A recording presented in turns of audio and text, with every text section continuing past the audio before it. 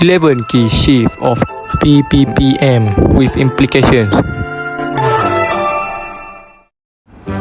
The Malaysia Education Blueprint 2013 to 2025 outlined 11 key shifts that are transforming our education system. First, it emphasizes student-centered learning, ensuring that education is tailored to individual needs. Next, it promotes the use of technology, integrating digital tools to enhance the learning experience. Another crucial shift is the focus on critical thinking and creativity. Moving away from the rote memorization, we also see a push for greater collaboration between school and communities, fostering supportive environment for students. Lastly, the blueprint aims to elevate teachers' professionalism, ensuring educators are well equipped to inspire and guide the next generation. Imagine a system where bilanguage proficiency opens door to global opportunities. Values-driven education shapes not just minds but character, fostering responsible citizens. High-quality school leadership is essential. Strong leaders inspire teachers and students alike. Decentralized decision-making empowers local schools to tailor their approaches, maximizing student outcomes for every ringgit spent. Transparency and accountability ensure that resources are used effectively, building trust in our education system. These shifts are not just change, they are commitment to building a brighter future for Malaysian youth. Next, we will be moving on to the impact of PPPM on lectures. So the first impact is from teacher-centered to student-centered learning. This means that the lectures must shift from being sole knowledge providers to facilitators who guide students in active learning, problem solving, and also critical thinking. The second impact is the shift from traditional assessment to competency-based evaluations. Lecturers should design assessment that measure real-world competencies rather than just theoretical knowledge. And for the third one is from physical classroom to hybrid and online learning. The lecturer should be more proficient in using learning management system, which is LMS, video conferencing tools, and digital resources to engage students both online and also offline. The fourth impact on lecturers is that the shift from individual learning to collaborative learning. This means that the lecturers need to encourage teamwork, group projects, and also peer-to-peer learning using collaborative tools and also methods. The fifth impact is from local to global perspective. The lecturers should integrate global issues, diverse viewpoints, and cross-cultural discussions into their curriculum to prepare students for a connected world. And last but not least is that from memorization to critical thinking and problem solving. The lecturers should integrate case studies, debates, and real-world problem-solving activities instead of relying on note memorization. Significant implications for both students and teachers. Here are 6 key impacts. Higher professional standards. Teachers are expected to meet new competency benchmarks, requiring continuous training and certification to improve their teaching methods. Second, integration of technology in teaching. Teachers need to adapt to using digital tools such as e-learning platforms and virtual classroom for effective teaching. And finally is the opportunities for career progression.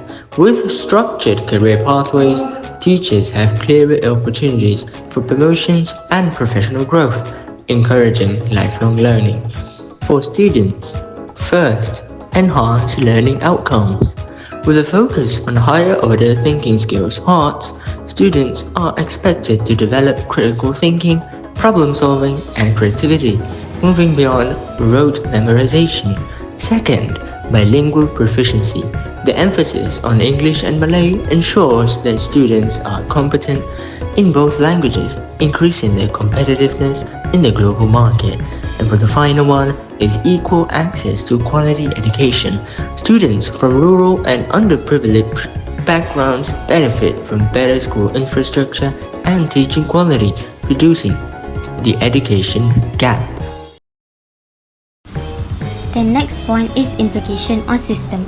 The first impact on system is improving educational outcomes, raising teaching standards through the on-the-ground teaching coaching, particularly in Bahasa Melayu, English, Mathematics and Science.